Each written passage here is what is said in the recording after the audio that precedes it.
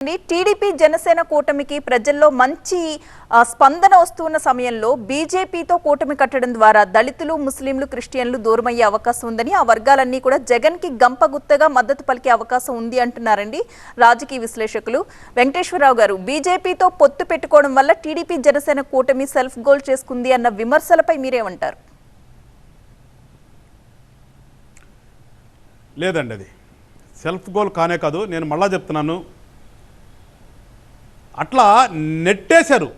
ఎందుకంటే బీజేపీ ముస్లిమ్స్కి క్రిస్టియన్స్కి వ్యతిరేకం అంటే ఇక్కడ ఏంటంటే మతాలను వాడుకుంటున్నారు, తీసుకొచ్చి మతపరంగా తీసుకొచ్చి వాడుతున్నారు తప్పితే ఎక్కడండి బీజేపీ ఎప్పుడైనా మనం అనుకుందాం మన రాష్ట్రంలో బీజేపీ వాళ్ళు ఎప్పుడైనా సరే ముస్లిమ్స్ మీద కానీ క్రిస్టియన్స్ మీద కానీ దాడి చేసిన సంఘటనలు ఏమైనా ఉన్నాయా?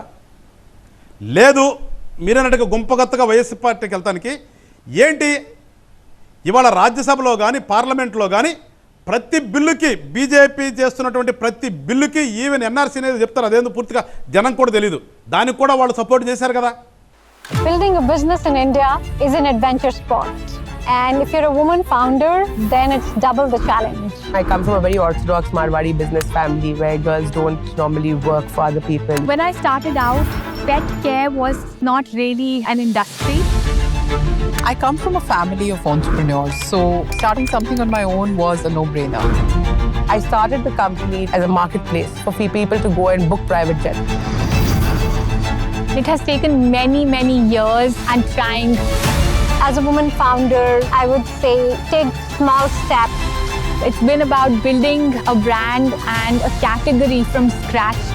Believe in the idea that diversity builds better businesses.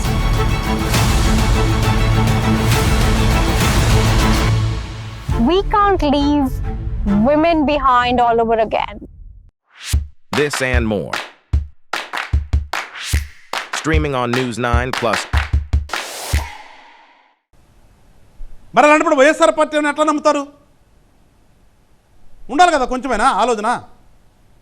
So మళ్ళీ చెప్తున్నాం, మేము ఖచ్చితంగా వాళ్ళ దగ్గరికి వెళ్తాం, వాళ్ళకి విషయం అర్థమయ్యే విధంగా కూడా మేము చెప్తాం. ఎక్కడా కూడా బీజేపీ అనేది కూడా ఒక రాజకీయ పార్టీనే, రాజకీయ పార్టీ అనేది కూడా ప్రతి రాజకీయ పార్టీకి కూడా ఏదో ఒక కులమో ఇంకోటి మతమో సహజంగా అంటిస్తారు. ఆ అంటించే పర్వంలో బీజేపీకి కూడా ఒక హిందూ మతం కింద వచ్చిందని చెప్పి అంటారు. అంత మాత్రాన ఇప్పుడు హైదరాబాద్ చూసుకుందాం, హైదరాబాద్లో కొన్ని పార్టీలు ఉన్నాయి, అక్కడ ఇంకా వేరే వాళ్ళు దానికి ఓట్లు వేయట్లేదా? ఓట్లు లేకుండా అచ్చంగా వాళ్ళు వేస్తారు, గెలుస్తున్నారు అక్కడేమన్నా? అట్లా కాదు కదా. ఖచ్చితంగా మేము కూడా ఆంధ్ర రాష్ట్రంలో ఖచ్చితంగా చెప్తాము, ప్రజలు అర్థం చేసుకుంటారు. ఇక్కడ ప్రజలకు కావాల్సింది అభివృద్ధి, వాళ్ళ పిల్లల భవిష్యత్తు తప్పితే ఇక్కడ ఏదో మతాలను అడ్డం పెట్టుకుని రాజకీయాలు చేస్తేనో ఆ మతం వచ్చి చేసేస్తున్నది ఎవరు కూడా నమ్మే పరిస్థితులు లేరు. అది ఇదివరకు రోజుల్లో అట్లా ఈ రాజకీయ నాయకులే వాళ్ళు అట్లా నెట్టారు. ఇవాళ పవన్ కళ్యాణ్ గారు అనే వ్యక్తి బీజేపీని టీడీపీని జనసేన కలిపి కూటమి చేసిన తర్వాత ప్రజలు వాళ్ళు అర్థం చేసుకుంటున్నారు ఇవాళ.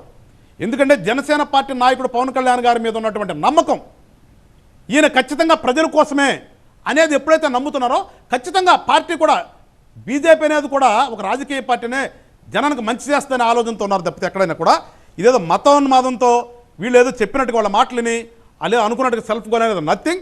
ఖచ్చితంగా ఇవాళ కూటమి వైపు ప్రజలందరూ కూడా ఎవరైతే మీరు చెప్పారో ముస్లిమ్స్ కానీ క్రిస్టియన్స్ కానీ మొత్తం కూడా కూటమి వైపు చూస్తున్నారు. ఇవాళ కూటమి వస్తే మా బతుకులు బాగుపడతాయి అనుకుంటున్నారు, కూటమి వస్తే మా ప్రాంతం అభివృద్ధి చెందుతుందనే ఒక భావనలో ఉన్నారు. ఖచ్చితంగా రేపు కూటమికి వాళ్ళు సపోర్ట్ చేస్తారు.